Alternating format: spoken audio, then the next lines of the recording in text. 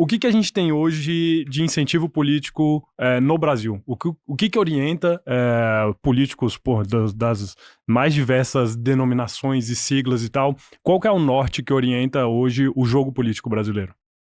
Uau, eu gosto dessa discussão. Você quer ir nessa, Kim? Não, eu faço a introdução do cenário e você faz a solução. Basicamente, o incentivo hoje é um ciclo de compra de voto. Porque o deputado federal vende o voto para o presidente da República. Em troca, ele recebe emendas. E aí ele repassa essas emendas para comprar o apoio do prefeito. Aí o prefeito repassa essas emendas para comprar o apoio do vereador. E o vereador repassa as emendas para comprar o apoio do eleitor. Então, esse é o ciclo. O incentivo para os partidos políticos vale tudo para eleger deputado federal. Não interessa quantos senadores o partido tem, não interessa quantos governadores, não interessa quantos prefeitos. Por isso que os partidos do Centrão não fazem questão nenhuma de ter candidatura própria. Porque às vezes as pessoas podem se questionar, por que tanto partido grande nunca lança candidato? Porque o interesse é fazer deputado federal. E por quê? Porque quanto maior o número de deputados federais, maior o seu fundo partidário, maior o seu fundo eleitoral e maior o seu tempo de televisão. Então, o que pesa para o partido é ter deputado federal. Eu posso ter 20 senadores, eu vou ter 0 de tempo de TV. Porque o que realmente interessa é ter deputado federal. E aí você constrói uma base de prefeito para eleger deputado, uma base de vereador para eleger deputado, e todo o incentivo político é voltado para o deputado vender o voto para o governo de ocasião e aí conseguir a sua emenda e comprar o seu voto no final. E aí tem a compra de voto institucionalizada, legalizada, que eu vou lá, pego o dinheiro da emenda, inauguro uma obra, as pessoas ficam gratas por aquela obra e votam em mim, porque elas não sabem que não é papel de deputado entregar a obra, é papel de prefeito, secretário, governador, presidente. E tem o não legalizado, que aí o cara vai lá, desvia um pedaço da emenda, que lá na Câmara é comum a expressão rebote. Rebote é a propina que você recebe. Eu mandei R$1 milhão de emenda. O rebote é quanto? É 20? É 30? 20 ou 30% daquela emenda e vota como propina, o cara usa aquela propina para comprar o voto do eleitor. Comprar cadeira de roda, saco de cimento, dentadura. Tem esse aspecto. E tem um outro aspecto que eu ia falar agora que me deu um branco, qual que era? Sobre venda de voto. E aí, nessa venda de voto, também entra as coisas esdrúxulas de tipo, que também tem um problema. É muito popular você falar mal da classe política. É pouco popular, até pelo próprio termo, você falar mal do povo. Só que assim, quando você vê, e isso teve uma polêmica com o Arthur recentemente, um deputado federal do lado de um prefeito anunciando que vai mandar R$1 milhão de emenda para pagar o cachê para um show do Wesley Safadão e o povo aplaude, cara, o problema não tá no os deputados não são alienígenas, né? A galera de Brasília não chega a ver outro planeta, pousou uma nave e deixou a galera lá. O povo votou lá. O povo votou nesses caras. E votou nesses caras por causa desse tipo de incentivo. A cidade não tem saneamento básico. O esgoto dele tá no quintal. E ele acha bonito mandar R$1 milhão de emenda de dinheiro público pra pagar o cachê do Wesley Safadão. Isso foi Aracaju, né? Aracaju. Deu uma briga com a gente, tentaram cancelar a gente em Aracaju. Esse sistema de incentivo que o Kim falou é o sistema mais perverso, é o que mantém o centrão no poder, é o que sustenta a maior parte desses partidos políticos. E ele é tão perverso, porque ao não criar nenhum tipo de incentivo para o bom desempenho em termos de gestão, ele na prática recompensa uma gestão ruim. E é isso que a gente vê. Um político consegue ficar mais tempo se reelegendo com o mesmo eleitor em cidades que não melhoram os índices dela. Ou seja, em lugares que os índices não melhoram, um político consegue ter uma carreira mais longeva. E você fala, pois é, assim, o cara é mantido na ignorância e o dinheiro e as verbas que vão chegando pra ele, e na prática essas verbas vêm aumentando ao longo dos últimos anos. O fundo dos estados, o fundo dos municípios, o FPM e FPM.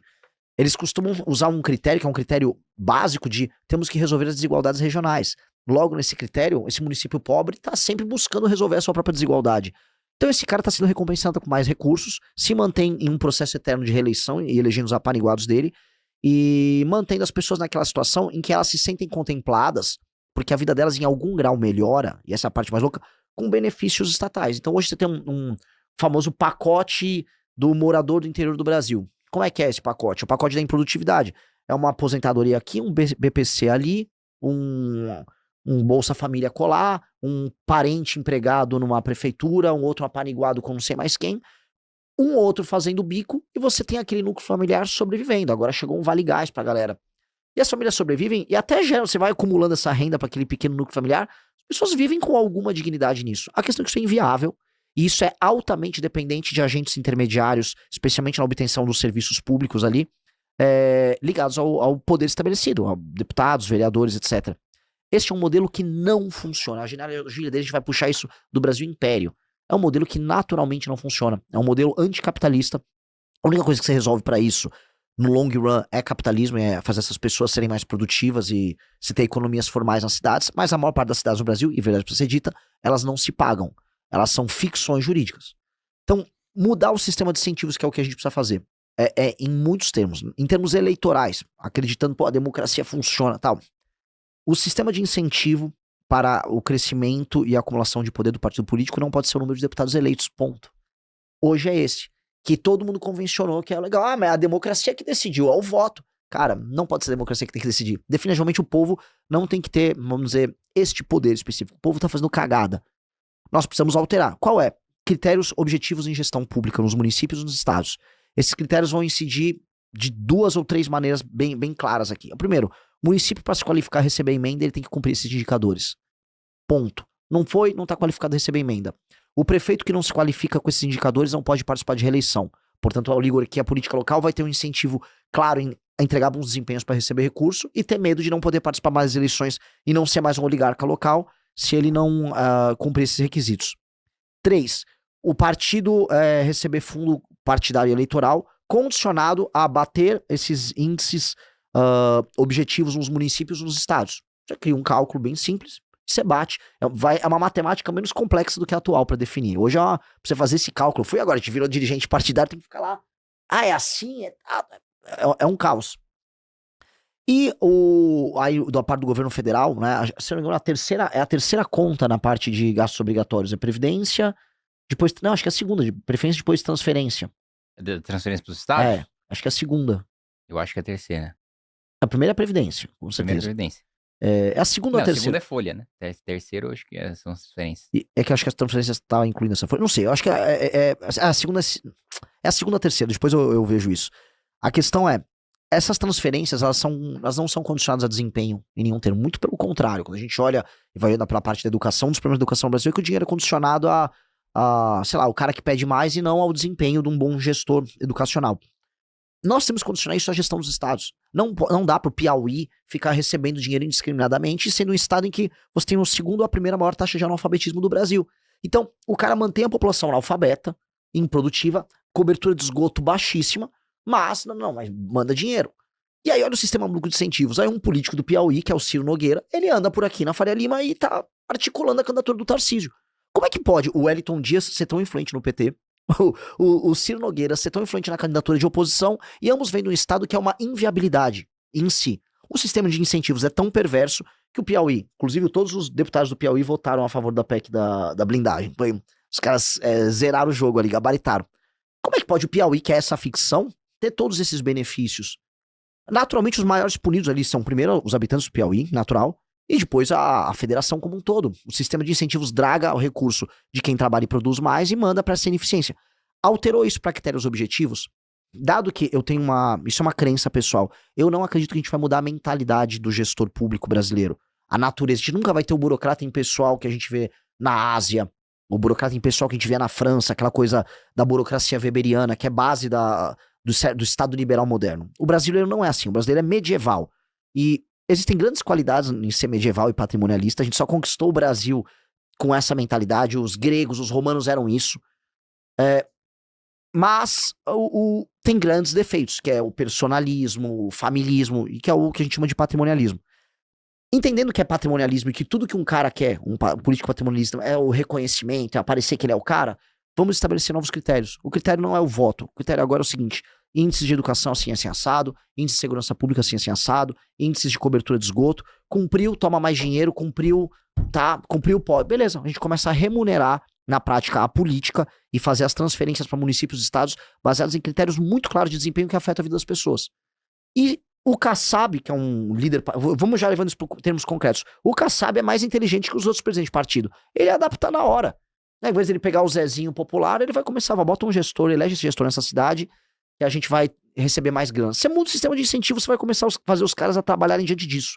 O problema do nosso modelo é que ele parte de uma crença que as redes sociais, inclusive, agravaram, que é a crença fictícia de que as pessoas realmente sabem avaliar o desempenho de um político. Elas não sabem avaliar. As pessoas, inclusive, hoje, por causa das redes sociais, enxergam política como entretenimento. Política é entretenimento, é diversão, é uma novela, é outra coisa. Não dá pra deixar definitivamente hoje na mão, vamos dizer, dessa volúpia das pessoas em se entreter com disputas, ou mesmo quando elas vendem o voto puro e simples, a capacidade do Estado de determinar, através do dinheiro, quem vence e quem não vence o jogo político. Nós temos que alterar isso. E isso é uma das grandes reformas que a gente propõe. Isso é uma reforma profunda no sistema de incentivos do Estado brasileiro. A gente está escrevendo um livro inteiro sobre isso. E um governo nosso teria que focar isso de maneira muito clara. Que é assim, você tá eliminando o centrão, você tá... Não, cara, só vai mudar a forma. A maior parte, não todos, mas uma grande parte dos líderes partidários do centrão, quem conhece pode me falar, não são incapazes. Ninguém é retardado ali. Quer dizer, ninguém é uma palavra muito forte, mas... assim, tem muita gente esperta. Você alterou o sistema de incentivo, vai ter gente trabalhando. Inclusive, você vai começar a ver um cara levando o gestor público de São Paulo para concorrer a prefeito no interior de Alagoas. Você vai começar a ver isso. Alterar essa dinâmica é alterar dentro da democracia a forma como a gente funciona. É isso ou, cara, o mundo vai atropelar a gente. Josu, você vai fazer essa pergunta desse nome aí que você escreveu aí no começo da pauta ou já quer ir pros finalmente? Acho que vou, né? Acho que a gente tem que falar dele, né? Inclusive, é até uma temática que eu acompanho algumas lives de vocês aí, inclusive. O nome Ciro Gomes aí, como é que... Porra, recentemente classificaram até ele como um operador da direita, né? Um cara da direita ali, saiu uma... Porra, não é possível. Eu peguei 5 fotos dele ali, em menos de 1 minuto, não dá pra acreditar. O que vocês estão achando dessa dinâmica dele aí pra 26? Acho que é até um tema que às vezes as pessoas ficam se perguntando o destino político e futuro político do Ciro, né? O que vocês têm pra dizer aí pra gente? Eu acho que tá muito claro que o Ciro é candidato a governador, né? E com o apoio dos bolsonaristas, o que dialoga diretamente com o que o Renan acabou de falar, né? Vamos supor que o MBL fizesse isso. Como é que eu explico pro meu eleitor, pro meu militante, pro meu coordenador, que eu tô apoiando o Ciro Gomes? Que, assim, inclusive nós temos um histórico de troca de ofensas com o Ciro Gomes já de alguns anos. Processos mútuos. Processos mútuos, assim, o Ciro Gomes escapando de execuções. Mas, assim, claramente é um sujeito que nós temos muitas divergências ideológicas, não faria o menor sentido ter qualquer tipo de apoio, e eu acho que para os bolsonaristas que adoram colocar os outros como comunistas, né, é bastante incoerente você ter esse apoio fechado do PL no Ceará. Dito isso, do ponto de vista pragmático, eu acharia ótimo que o PT perdesse no Ceará para dar espaço pro Ciro Gomes. Eu acho muito melhor o PT ser derrotado do desastre, porque assim, Fortaleza, Ceará, então nós temos coordenadores lá ameaçados de morte. A gente tem nosso coordenador lá, o Pedrinho, que ele foi dar uma entrevista pra uma rádio, falou mal do crime organizado, os caras invadiram a rádio com arma e falaram, é o seguinte, vocês vão tirar isso aí do ar, vocês nunca mais vão entrevistar esse cara, senão a gente vai matar vocês. Tá nesse nível de domínio do crime organizado em Fortaleza e no Ceará. Então, a gente sabe já de algum tempo que com o PT tem um diálogo cabuloso.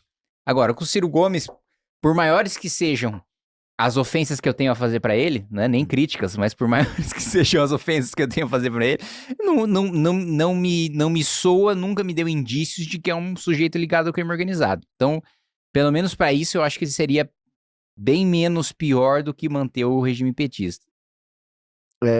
Essa estranha guinada do Ciro à direita, ela tem muito a ver, na verdade, com a guinada, tem a ver com essa matéria, inclusive, com a Valete, a guinada do bolsonarismo para um outro campo político do ponto de vista econômico.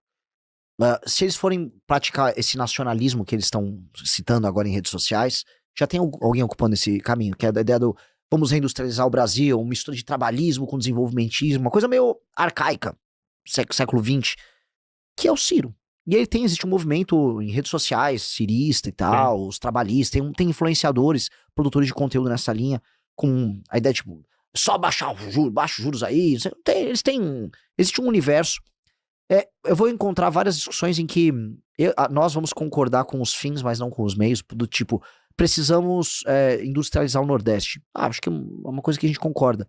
Mas quais os meios? Quais vias? Como a gente vai fazer isso? Para mim, é mais do que 2 é aumentar a complexidade da economia no Nordeste, ter polos, e o Estado pode atuar ali. Ele acha que o Estado tem que ter um papel maior, a gente acha que o Estado pode ter um papel menor, mas ambos acham que tem que ter um papel. Tem grandes discussões que dá pra ter com ele nesses termos, e grandes discordâncias que são quase inconciliáveis com ele. O bolsonarismo tá abraçando ele, acho por uma questão conjuntural, de um lado no Ceará, pragmática, não só do bloco ali, que é o do André Fernandes, mas por vontade ali do próprio Valdemar. Você deve ter visto os elogios do Valdemar pra ele, né? Falou que o Ciro é um fenômeno da natureza. Nossa, cara, ele tá tipo... O Valdemar também É uma indústria de... Cara, não, essa última que ele falou do golpe... Comparou o Bolsonaro ao Che Guevara. Foi no Twitter, se desculpar. E conjunturalmente, a família Bolsonaro, né, e os sucessores deles estão querendo ir pra essa linha, que é uma linha muito curiosa, que era muito importante a galera aqui da Faria Lima dar uma acompanhada, dar uma bisoiada. Porque eles estão tentando, vamos dizer, nacionalizar um discurso que assustaria muita gente. Muita gente. A Faria Lima pra essa galera são os entreguistas, né? Sim. Assim. Eles estão colocando assim que tem um grande plano tocado pelo André Esteves de vender o Brasil para o mundo, com a Rede Globo, sabe? Já virou uma coisa, enfim, aquelas simplificações que ajudam a convencer o trouxa, mas não explicam a realidade. Uhum. Gostou do vídeo? Para mais vídeos como esse, se inscreva no canal Inevitável Cortes, deixe o like, comente abaixo o que achou, vire membro do canal por apenas R$ 3,99 e tenha acesso a benefícios exclusivos. Te vejo no próximo vídeo.